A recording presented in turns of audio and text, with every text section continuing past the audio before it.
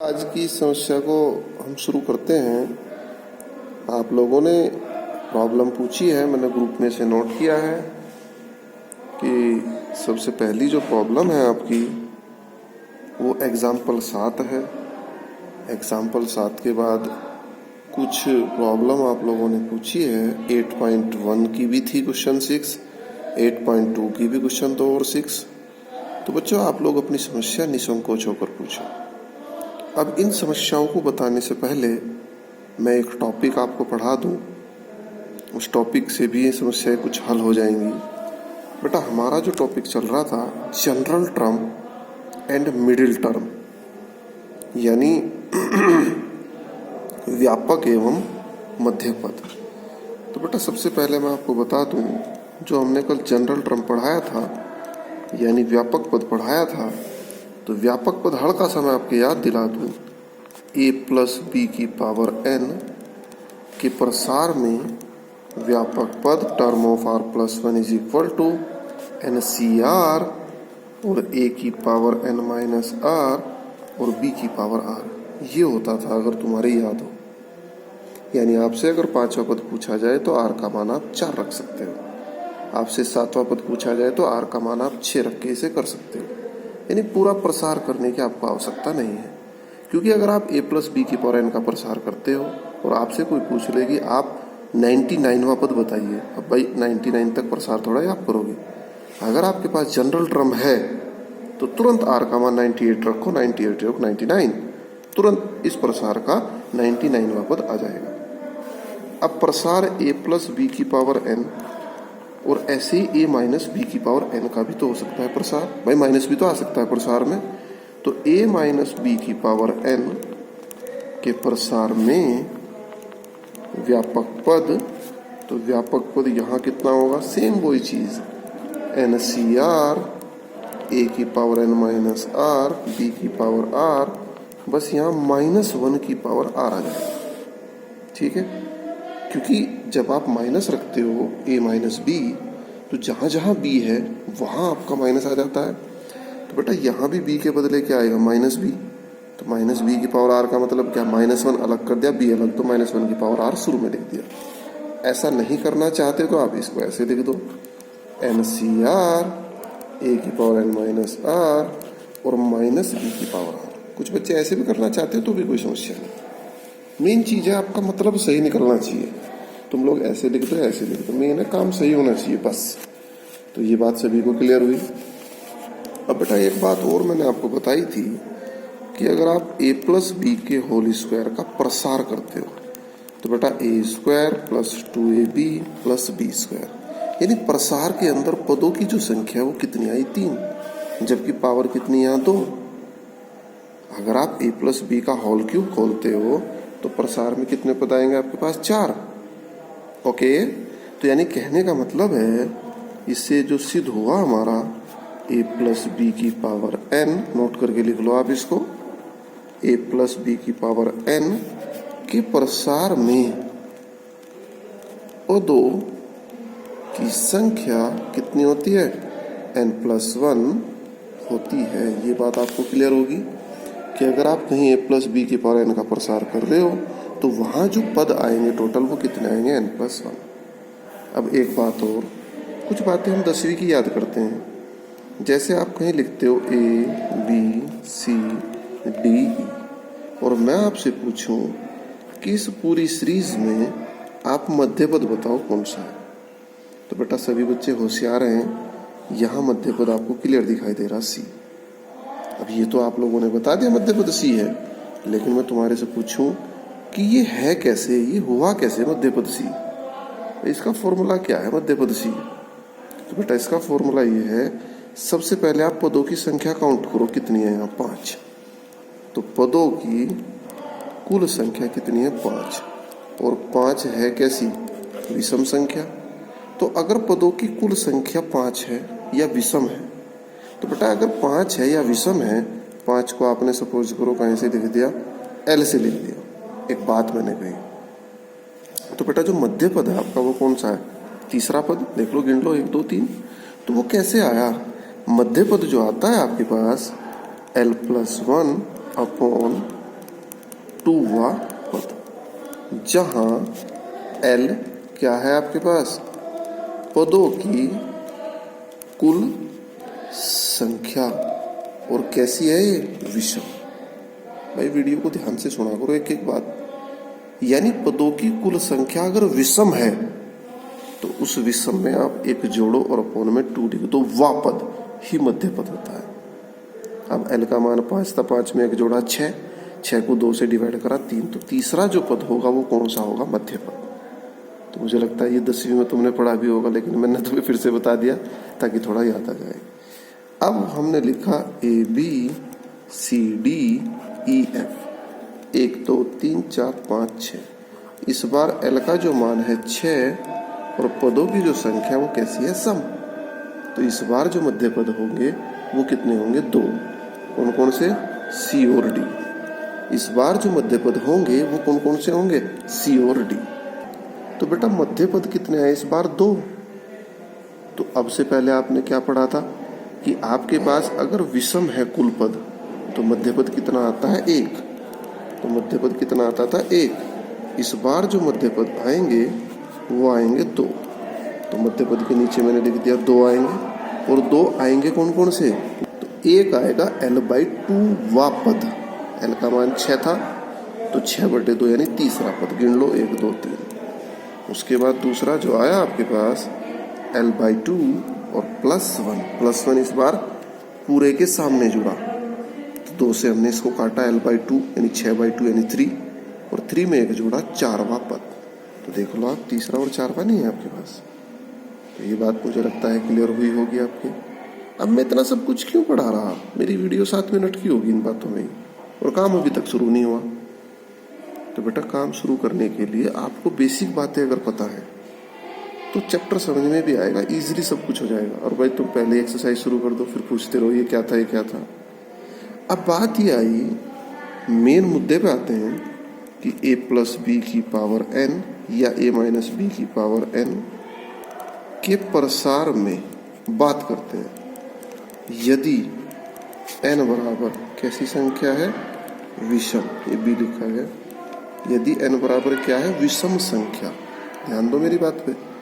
अगर n बराबर क्या है, विषम संख्या, तो प्रसार में कुल पदों की संख्या, तो कुल पदों की संख्या क्या होगी, n+1, और साथ साथ ये कैसी होगी, सम। सोचो भाई, अगर हमारे पास n बराबर विषम संख्या है तो कुल पद कितने आएंगे, n+1, और जब विषम में एक जुड़ गया तो सम, यानी कुल पदों की जो संख्या वो कितनी होगी हमारे पास, सम। तो जब सम होगी तो मध्य पद कितने आएंगे, 2। मध्य पद 2 होंगे।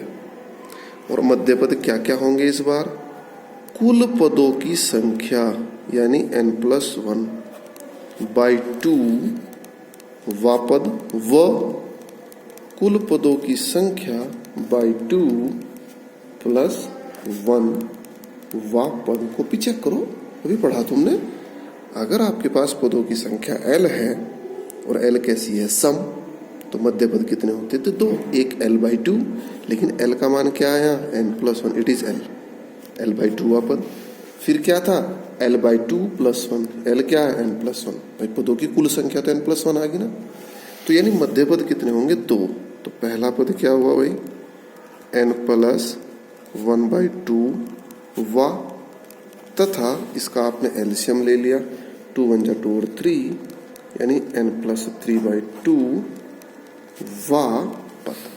तो फाइनल निष्कर्ष क्या निकला कि अगर a+b⁴n का आप प्रसार करते हो और n बराबर क्या है, विषम, तो मध्य पद कितने होंगे, 2। और कौन कौन से, n+1/2, n+3/2। तो पूरा डिटेल मैंने बता दिया तुम्हें। अब दूसरा क्या आया, a+b⁴n के प्रसार में, इस बार क्या है भाई, n जो है वो सम है। n क्या है आपके पास, सम संख्या। तो n अगर सम संख्या है तो कुल पद कितने आ गया आपके पास, n+1, और ये कैसा हो गया, विषम। तो अगर विषम होगा तो मध्य पद क्या होगा भाई, केवल 1 होगा। मध्य पद केवल एक होगा, और एक होगा क्या होगा, एक अभी पढ़ा तुमने, ज़्यादा देर थोड़ा ही हुई भाई। अगर एल का मान विषम है तो क्या होता था, एल प्लस 1/2, तो एल कितना आपका n प्लस वन और पूरे के अपॉन में 2। भाई कॉपी में चेक करो ना अपनी तुम। अगर विषम था तो विषम में क्या लिखवाया था, L plus 1, it is L कुल पदों की संख्या +1/2, तो कितना आ गया भाई ये n+2/2 या n/2 + 1 वा पद। तो फाइनल जो सूत्र बने हमारे, इतनी लंबी कहानी तुमने सुन ली कि अगर n का मान आपके पास क्या उल्टा हो गया यहाँ, क्योंकि प्रसार में एक पद बढ़ रहा ना यहाँ, इसलिए इतनी बड़ी कहानी मुझे बतानी पड़ी। भाई सीधी बात है, अगर n का मान क्या आ गया सम, तो मध्य पद 1 होगा, और कौन सा n/2 + 1 वा पद। कब है, अगर n का मान क्या है सम, ठीक है भाई। और n का मान अगर विषम है तो मध्य पद कितने होंगे, 2, और मध्य पद जो 2 होंगे वो कौन कौन से होंगे, n+1/2 और n+3/2, जो मैंने अभी लिखे हैं n+1/2 और n+3/2, ये लिखे हैं n+1/2 व n+3/2। तो मुझे लगता है कि ये बात सभी को समझ आ गई होगी। तो बेटा आप इस बात को एक बार अच्छे से कंठस्थ कर लें, घर पे भी अच्छे से रिमेम्बर कर लें इसको, ताकि तुम लोग इसको बार बार भूलो ना। और भाई मैं आपको एक बात बता दूं, थ्योरी जितनी क्लियर है उतना आपका कंसेप्ट क्लियर जितना है, उतना ही आपका कार्य करने की अक्षमता आपकी जो होगी वो अच्छी होगी, साफ सुथरी होगी। और जब कार्य करने की क्षमता साफ सुथरी होगी तो राइटिंग भी साफ सुथरी आएगी, और राइटिंग के अंदर एक कॉन्फिडेंस आएगा। और बेटा जब कॉन्फिडेंस बच्चे का राइटिंग के अंदर आ जाएगा तो नंबर तो कटने का मतलब ही नहीं फिर। तो अब हम शुरू करते हैं ये जो प्रॉब्लम आपने पूछी ये और एक्सरसाइज। अब देखो प्रॉब्लम मुझे उम्मीद है फटाफट हो जाएंगे, अब कोई दिक्कत नहीं आएगी। तो सबसे पहले आप लोगों ने जो प्रॉब्लम पूछी है, अब आपका कंसेप्ट क्लियर हो गया ना। एग्जाम्पल 7, तो बेटा मैं एग्जाम्पल 7 ढूंढता हूँ कहाँ है, ये है एग्जाम्पल 7। एग्जाम्पल 7 में इसने पूछा है x+2y पूरे की पावर 9, x+2y पूरे की पावर 9 के प्रसार में x की पावर 6 y की पावर 3 के प्रसार में। तो ऐसी कंडीशन में आपको क्या बता रखा मैंने, सबसे पहले आप क्या निकालो ऐसी कंडीशन में, व्यापक पद। तो व्यापक पद क्या होता है, term of r+1 is equal to NCR, यानी n का मतलब 9CR, यानी ये तो है n, it is n, it is a, it is b, NCR, और a का मतलब x की पावर 9 - r, b का मतलब 2y और 2y की पावर r। तो x की पावर r, 2y की पावर, x की पावर 9 - r, 2y की पावर r। तो मुझे उम्मीद है सबका क्लियर हो गया होगा, और मैंने इस पर इक्वेशन फर्स्ट भी डाल दी। अब व्यापक पद के हिसाब से आप काम करो। पूछ रहा क्या तुम्हारे से, इसने पूछा है x की पावर 6 y³ का गुणा। तो x की पावर क्या चाहिए आपको, 6, तो या तो इसके बदले 6 रखो आप, तब r का मान ज्ञात करो। तो इसके बदले 6 अगर रखते हैं तो r का मान 3, y की पावर 3 चाहिए, या फिर r का मान यहीं से 3, दोनों ही कंडीशन में 3 आ रहा, तो यानी r बराबर 3 रखने पर। ठीक है, क्लियर हो गया भाई। यहां से कंपेयर कर लो चाहे यहां से कंपेयर कर लो, r का मान 3 आ रहा, तो आप लिखेंगे यहां से r बराबर 3 रखने पर। तो जब r बराबर 3 रखेंगे, टर्म ऑफ 3+1 9c3 और x की पावर 6 और 2y की पावर 3। अब आप थोड़ा सा इसको कैलकुलेट कर दें। और बेटा प्रसार का ये चौथा पद है, पूछा नहीं, अगर पूछ ले कि प्रसार का कौन सा पद होगा जिसके अंदर ऐसा आ रहा होगा, तो प्रसार का कौन सा पद है, चौथा पद। तो 9c3 x की पावर 6, इसको आपने क्या लिख दिया, 2 की पावर 3 y की पावर 3। तो बेटा 2 की पावर 3 8, तो 8 × 9c3 x की पावर 6 y की पावर 3। तो ये क्या है इसका गुणांक, अगर गुणांक पूछे। मैं 2 चीज इसलिए जोड़ दी इसमें ताकि आगे दिक्कत ही ना आए। अगर x की पावर 6 y की पावर 3 का गुणांक पूछे तो ये हो गया आपका आंसर। इसने इसको पूरा सॉल्व कर दिया। छोड़ो तुम्हारी मर्जी है, तुम पूरा सॉल्व करो ना करो, ये भी छोड़ दोगे तो भी चलेगा। गुणांक पूछेगा तो ये, और पूछेगा प्रसार का कौन सा पद है, तो आप बताओ कि चौथा पद। तो बच्चे मुझे उम्मीद है कि क्लियर हो गया होगा। अब हम इससे आगे बढ़ते हैं। भाई तुम्हारे में से किसी ने 8.1 का भी क्वेश्चन नंबर 6 पूछा है, अरे मैंने तो वीडियो में डाला था, शायद यही डाला मैंने, क्वेश्चन नंबर 6, 96 का क्यूब। तो बेटे 96 का क्यूब का मतलब क्या, 100 माइनस 4 पूरे का whole cube, it is A, it is B, it is N. तो फॉर्मूला ए माइनस बी की पावर एन ब्रेक करो, अब हो जाएगा भाई, अपनी दिक्कत आएगी है। तो फॉर्मूला ए माइनस बी की पावर एन का आप ब्रेक करो, तो एन सी जीरो का मतलब 3C0, ए की पावर 100 माइनस 0, ए का सॉरी ए का मतलब क्या था, 100 की पावर n माइनस 0 यानी 3 माइनस 0, बी की पावर 0, तो 1 ही हो जाएगा, लिखने की जरूरत ही नहीं है, 100 की पावर 3 ही रहेगा है। इससे आगे आप क्या लिखो, NC1 यानी 3C1 और 100 की पावर 3 माइनस 1 और b की पावर 1। फिर क्या आएगा आपके पास, ये 3C2, 100 की पावर 3 माइनस 2 और 4 की पावर 2। उसके बाद 3C3, 100 की पावर 3 माइनस 3 और 4 की पावर 3। इसको कैलकुलेट कर लो, मैंने वीडियो में बता रखा भाई, ये 100% मेरे याद है, फिर भी चलो मैंने यहाँ भी बता दिया, कैलकुलेशन कर लेना आप। आगे आपने पूछा है 8.2 का क्वेश्चन 2, 8.2 का क्वेश्चन 2, और इसने पूछा है a माइनस 2b की पावर 12 में a की पावर 5 b की पावर 7 का गुणांक ज्ञात कीजिए।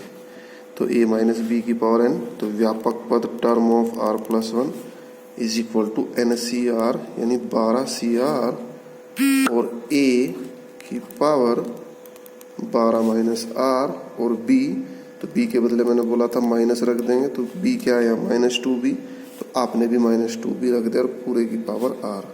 इस पे डाला समीकरण a। अब आपसे पूछ रहा क्या है, a की पावर 5, तो a की पावर 5 का मतलब 12 माइनस 7, 12 माइनस r के बदले हमें 5 चाहिए, तो 5 रखेंगे, r इधर आया, 12 में से 5 गया 7। अगर आप b की पावर 7 से कंपेयर करें तो r का मान 7 चाहिए, दोनों में कंपेरिजन करके 7 आ रहा, तो आप लिखेंगे r बराबर 7 रखने पर। तो जब आप r बराबर 7 रखेंगे तो 7 प्लस 1 प्रसार का कौन सा पद होगा, 8वां। इसने पूछा नहीं लेकिन फिर भी मैं बता रहा हूँ। तो यहाँ 12C7 a की पावर 12 माइनस 7 यानी 5 और -2b की पावर r का मतलब 7। ठीक होगी बात यहाँ तक, क्लियर है सबको। तो यार term of 8 is equal to 12C7 a की पावर 5 और -2 की पावर 7। तो -2 की पावर 7 का मतलब क्या हुआ, माइनस की पावर विषम है तो बाहर माइनस आ जाएगा, बाहर माइनस लगाया, और यहाँ 2 की पावर 7 और b की पावर 7, तो यहाँ आया -12C7, 2 की पावर 7, a की पावर 5 और b की पावर 7, तो ये आ गया गुणांक।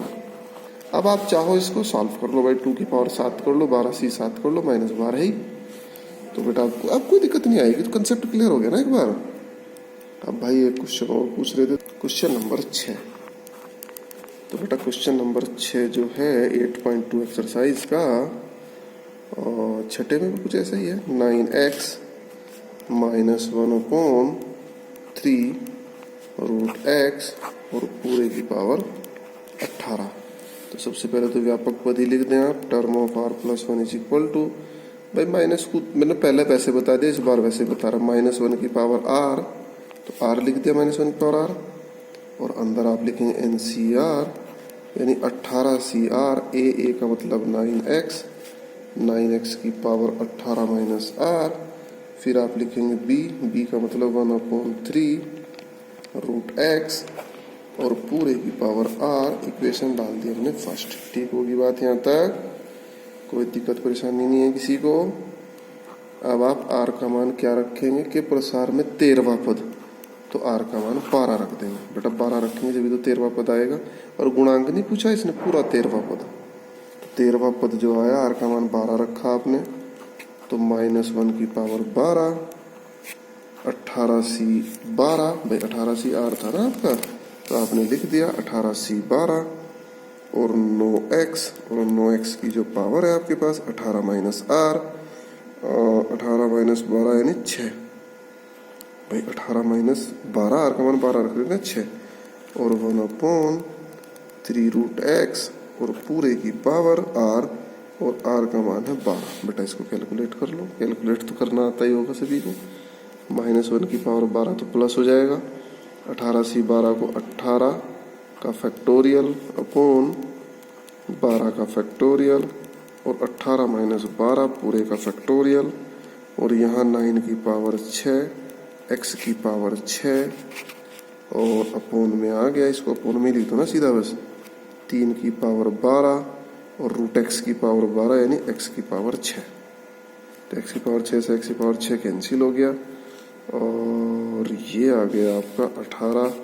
18 को आपने लिखा 18 × 17 × 16 × 15 × 14 × 13 × 12 पे फैक्टोरियल, और पूरे के अपॉन में 12 का फैक्टोरियल कट जाएगा भाई। 18 - 12 6 × 5 × 4 × 3 × 1 और गुणा में 9 की पावर 6। 9 को आप क्या लिख सकते हो, 3 का स्क्वायर नहीं होता भाई 9, और पूरे की पावर 6 और पूरे के अपॉन में 3 की पावर 12। बेटा पावर पावर के आपस में गुणा हो जाती है अगर तुमने अच्छे से पढ़ा है, याद है तुम्हारे। x की पावर a पूरे की पावर b, a भी नहीं हो जाती, 6 दूनी 12, तो ये भी पूरा का पूरा कैंसिल। फैक्टोरियल 12 से फैक्टोरियल 12 भी कैंसिल। तो बेटा अब आप इसकी कैलकुलेशन थोड़ी सी खुद ही कर लेंगे, इसमें ऐसी कोई समस्या तो रही नहीं, और जो भी आएगा वही तुम्हारा आंसर, और आंसर को एक बार मिला भी लेंगे, ऐसी कोई दिक्कत वाली बात नहीं है। तो बच्चों अब 8.2 के बारे में हम जो कार्यक्रम शुरू कर रहे हैं अब उसके बारे में बात करते हैं। अब हमारा 7वां और 8वां क्वेश्चन है मध्य पद वाला। 5 तक तो हमने कराई दिए थे, अब कर चलते हैं आगे। बात आती है क्वेश्चन नंबर 7 में आया 3 - x³ / 6 और पूरे की जो पावर है आपके पास 3 - x³ / 6 पूरे की पावर 7 का मध्य पद ज्ञात कीजिए। तो बेटा n का मान 7 है और 7 क्या है, विषम। तो अगर विषम है तो अभी अभी कॉपी में अपनी चेक करो आप, तो मध्य पद कितने होंगे, 2। कौन कौन से होंगे भाई, मध्य पद 2 होंगे, और 2 कौन कौन से होंगे भाई बताओ। एक मैंने लिखवाया था n+1/2वां पद, तथा दूसरा लिखवाया था n+3/2वां पद। फॉर्मूले याद कर लो भाई। तो n+2 यानी 7 + 1 अपॉन 2वां पद, और यहाँ आया 7 + 3 अपॉन 2वां पद। तो 7 और 1 8 का आधा 4वां पद, और यहाँ आ गया 5वां पद। तो बेटा 4वां पद भी आप निकाल सकते हो, अपने तो फिर से याद दिलाऊं। आप सबसे पहले क्या करेंगे, व्यापक पद। व्यापक पद क्या होता है, टर्म ऑफ r+1 = NCR यानी 7CR। फिर से रिवाइज करा रहा भाई तुम्हें तुम्हारा 7CR, और फिर आया AA का मतलब 3 की पावर 7 - R, और बेटा माइनस था तो -1 की पावर आप शुरू में ही लगा दो यहाँ 3 की पावर 7 - R, और फिर आया आपके पास x³ / 6 और पूरे की पावर R। ओके, अब आपको कौन सा पद चाहिए, चौथा। तो R बराबर 3 रखने पर 5 बचिए, तो R बराबर 4 रखने पर। और मुझे नहीं लगता कि ये काम करने में कोई समस्या आएगी, क्योंकि अब तुम्हारी कंसेप्ट क्लियर हो गया, अब ऐसी कोई दिक्कत तो रही नहीं। 8वां आप लोग खुद करेंगे। अब आता है बेटा 9वां क्वेश्चन। 9वें में इसने क्या कहा, 1 + a और पूरे की पावर m+n। 1 + a पूरे की पावर m+n के प्रसार में सिद्ध कीजिए a की पावर m तथा a की पावर n के गुणांक बराबर है। तो बेटा गुणांक निकालना या कुछ भी करना तो सबसे पहला काम क्या है, व्यापक पद। देखो भाई अब थ्योरी क्लियर है तो उम्मीद है दिक्कत नहीं आएगी। तो टर्म ऑफ r+1 व्यापक पद = NCR। n का मतलब क्या है यहाँ, m+NCR। भाई n का मतलब क्या है यहाँ, m+n। देख लो आप, CRA को लिखने की जरूरत नहीं है क्योंकि a का मान तो 1 है, 1 की पावर कितनी भी कर लो 1 ही आता है। सीधा b लिखो, b का मतलब क्या है यहाँ a, और a की पावर क्या आ गया आपके पास r। ये तो हुआ भाई NCR, n यानी m+n, CR a का मतलब 1 की पावर कुछ भी लिखो कोई फर्क नहीं पड़ा। b के बदले क्या है यहाँ a की पावर r, ये नहीं होता। तो इसको आपने क्या डाला, इक्वेशन नंबर फर्स्ट या इक्वेशन नंबर a। अब आपको क्या चाहिए, a की पावर m का गुणांक। तो बेटा a की पावर m चाहिए है क्या r, तो r के बदले m रख दो आप।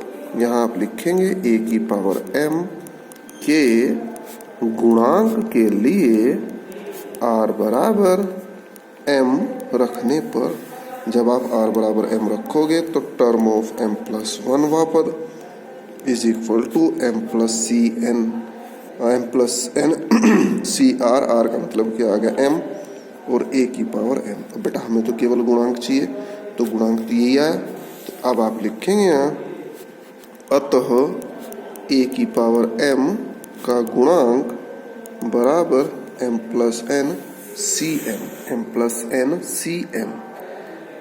इस पे आप डाल दो समीकरण 1, उसको a कर दो यार, आप लो इसको आप a कर दो, तो ये आ गया।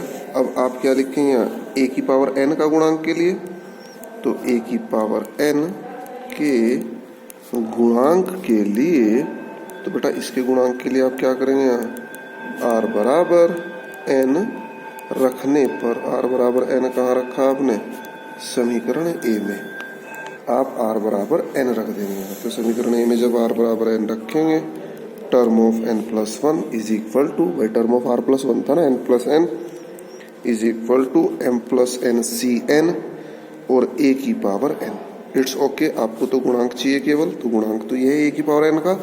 तो अब आप यहाँ लिखेंगे अतः a की पावर n का गुणांक is equal to m plus N C n. Equation number आ गई 2। अब आप चेक करोगे दोनों बराबर है या नहीं है, तो आप यहाँ बराबर लेके चल लो ना इनको, समीकरण 1 व 2 से मान समान रखने पर। तो बेटा m plus N C M बराबर m plus N C N, आप खुद चेक करोगे बराबर है या नहीं है। अब ये तुम्हारे ऊपर निर्भर करता है तुम कैलकुलेशन कैसे करोगे। तो बेटा अब और आगे बढ़ते हैं हम थोड़ा सा।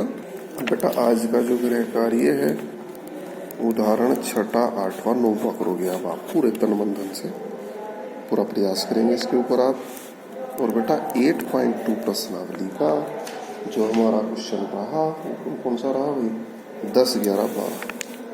8.2 प्रश्नावली का 10वां, 11वां, 12वां ये प्रश्न रहे। बेटा इतना काम आप मुझे सुबह तक करके भेजोगे, और ध्यान रहे कि काम करने में पूरा प्रयास करना है। जो नहीं होगा वो मेरे से आप बिल्कुल निसंकोच पूछोगे। कल बेटा फिर हम विविध प्रश्नावली शुरू करेंगे, और जो भी समस्या आएगी आप उसको पूछिए।